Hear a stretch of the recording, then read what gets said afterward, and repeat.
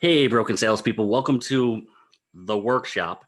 My name is Red Staffstrom, and I'm here to help you fix your broken sales skills. Today, I want to talk about positivity. Positivity. Um, for those of you guys who are listening to the podcast and not watching this on YouTube, you probably picked up that I said the workshop in air quotes because I did. I'm recording this not in my usual workshop where I am arm's length away from my drill press. I'm recording this in the nursery. If you've been subscribed, which absolutely subscribe to this podcast, you know that a few weeks ago, my brother passed away. He was my only brother, best friend, best man. He was the best man at my wedding. And because of that, we've made some changes, me and my wife. We decided to move into my dad's house so that he's not alone 24 hours, like 7 days a week. We wanted to make sure that we were able to all be under one roof when things have kind of gone crazy. So 2.5 weeks ago, lost my brother. A year ago, I lost my mother. I'm not going to pretend to be positive. I'm not going to pretend to be the magical leprechaun that everything is all sunshine and rainbows. Also not going to do it because I'm from the Northeast and it's not in character. If you find somebody from the Northeast who's super, super happy, they're high. That's usually the case. We tend to be cynical and sarcastic. It's just our nature. It's cold too often to be happy all the time. But in sales, you have to be positive, right? You have to be enthusiastic. You have to show people that you're excited to talk to them. Yeah, to a point. There's a point where that doesn't work anymore. If you've ever knocked door to door, you understand that. If you show up, you're too happy, you're too gregarious, you're too, lack of a better term, flamboyant. And I don't know if that's the right term, but you understand what I'm talking about. That ultra happy, floating on air kind of person.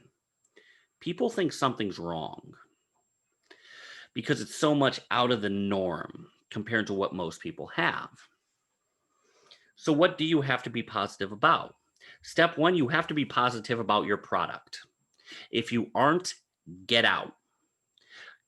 Move as quickly as you can. If you do not believe that you are selling a product that can absolutely help people, you are setting yourself up for failure. If you are not positive about your product's ability to solve the problem you are telling your customers it can solve, run as quickly as you can. You are trying to sell with one arm tied behind your back and a bullet wound. Don't do that. Find something you're passionate about. Even if the pay rate isn't as good, you will sell so much more because you're excited about what you sell, because you are helping people, you're helping them change their lives for the better. No matter how minute it is, if you do not believe your product works and you are selling snake oil, get out. You can't be negative about your own product. You have to be positive about what you're selling and why it will help your customer. So that kind of positivity, bar none, you need to have. You don't need to believe that it can help everybody, but you need to know that it can help some people. Case in point, I used to sell fuel cards for trucking companies in the Northeast. Fuel cards only worked at select stations in the Northeast. I wasn't calling trucking companies in California because why would they want it? Unless they had specific routes in New England, wasn't the right thing for them. I had to be positive that when I spoke to that customer, that my product was going to solve the problem that they had. What about the other kind of positivity? Everything's going to work out. There's a plan. Okay, I could get behind it to some extent. But just because there is a plan now doesn't mean it's your plan. Doesn't mean it's going to go according to the way you want things to go. I'm not a very religious person, and I'm going to say that pretty bluntly. If you believe God has a plan and that gives you comfort, that's great. My thought is, if God has a plan, am I a pawn or a rook? Am I a knight? Am I a king? I don't find comfort in that, but that's my own personal philosophy on it. Probably different from yours, and I'm okay with that too. But being positive about your plan can put blinders on and not allow you to see change. If you've ever read Good to Great by Jim Collins, he fought against his team. He wanted to come up with a reason these companies were great. These companies like Kimberly Clark, Wells Fargo, well, Wells Fargo before the credit stealing debacle, Nucor, all of those other companies. He wanted to find an explanation that had nothing to do with leadership. He couldn't. And he fought it for a long time until his team pretty much sat him down and said, listen, the reason these companies are great because they had leaders keep them focused on their hedgehog concepts. If you don't know what a hedgehog concept is, it's three things that you can be great, like that can point the direction of where your company goes, what you can be great at, what you're excited to do, and what you can make money doing. That's a hedgehog concept, is those three things. The leaders were the ones to narrow that down, find it, and commit all the resources, burn the boats, burn the bridges behind them. That was what they were going to do. But if you are positive, if you are 100% certain, it's going to keep you from being able to make minor course corrections. I'm not saying you should listen to every naysayer out there. Don't do that. Find the course, commit to it, but sometimes you need to listen to make those little directional changes. Change from zero heading to nine, like just a couple of degrees to the left. Also, with positivity, you want to make sure that you're not doing it in a way that's hurting yourself. And that's kind of the reason why I wanted to talk about this today more than anything else. I spoke to a woman on a consult today on a Zoom call. Um, Her business it's not quite suffering, but it's been lethargic this year. 2020 being what it is, that's not a big surprise. A lot of us have been a little more lethargic, being locked in the house, especially those of you guys who are extroverts. This has been a more draining year than most. Her being locked in with a couple of kids and going through a rough breakup in 2020 kept her from doing the things she knew she needed to do. Things like maintaining her CRM, making phone calls, that dirty work that you avoid when things get busy. She was avoiding that. And I kind of called it out as what it was. It was a little bit of depression.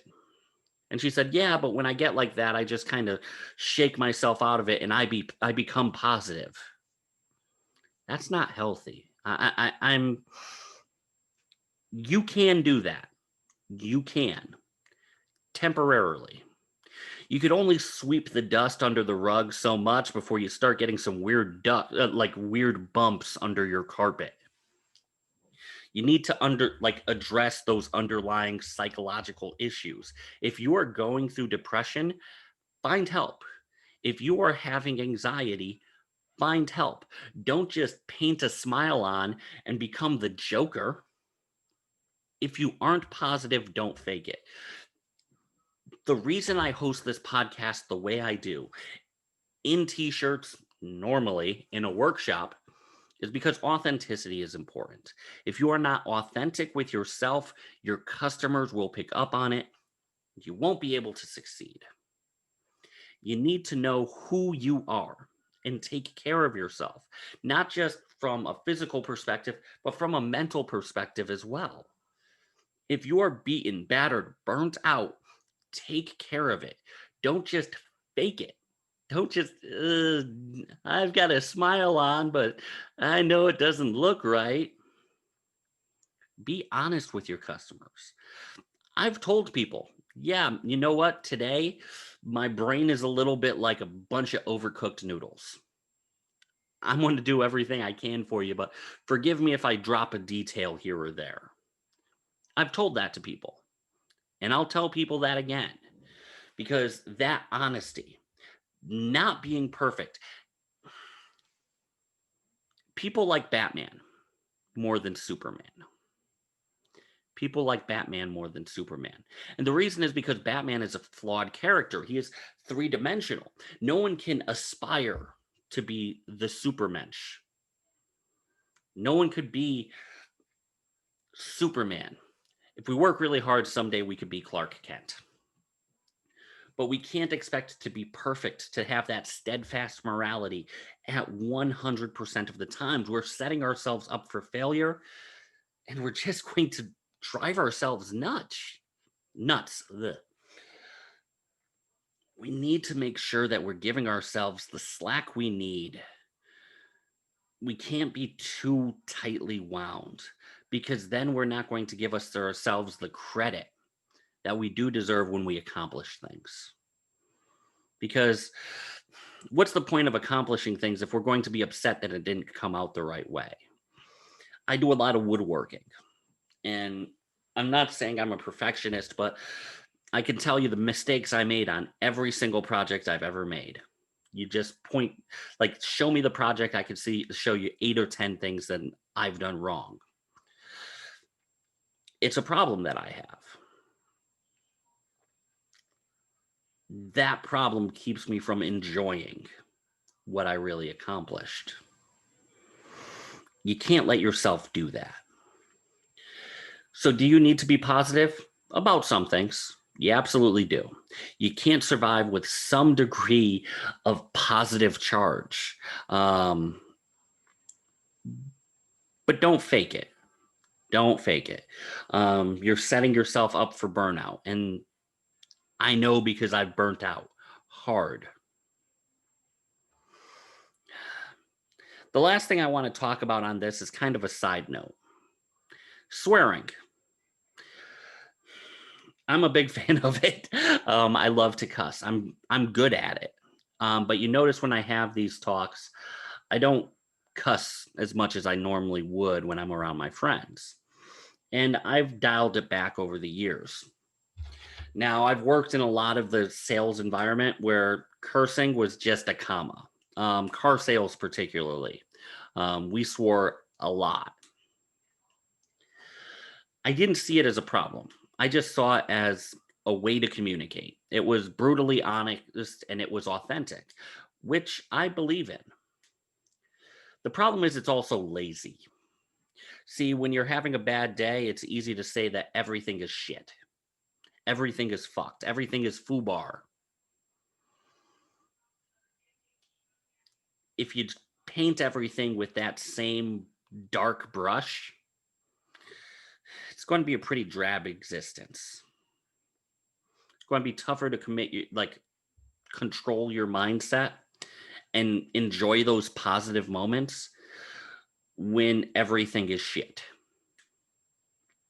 I'm not telling you to stop. I'm not telling you never swear. Sometimes it's a great thing to do for emphasis. It shows emotion. It shows authenticity. It shows that you're being real with a person. But be cautious about using it all the time because that will pollute your mindset. Because it's easy to make everything the same way. So I hope this helps. I hope you guys take this to heart. Don't fake things. Don't fake positivity if you're not feeling it. Make sure that you are doing things the right way for yourselves, that you're taking care of your own mindset, doing the mental health exercises, going out and speaking to professionals if you need to. It's something I'm going to be doing soon myself. So I'm just finding the right therapist and I will be going to therapy. I'm not just saying this for other people. It's something I am going to practice soon.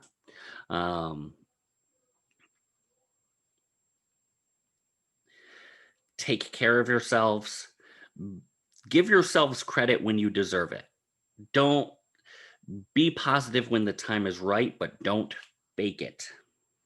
So Once again, hope you guys really enjoyed this episode. I am going to be getting back into producing, getting back onto social media. The last couple of weeks have been understandably rough. But I'm going to get back into the swing of things as quickly as I possibly can. Um, so I will keep up the schedule of Mondays and Thursdays for the podcast. Please make sure you're subscribed. Helps the channel out quite a bit. I do the interviews on Mondays. Thursdays, I teach the theory, just like this episode. I hope you guys have enjoyed. I will be speaking to you soon. And until next time, go fix yourself.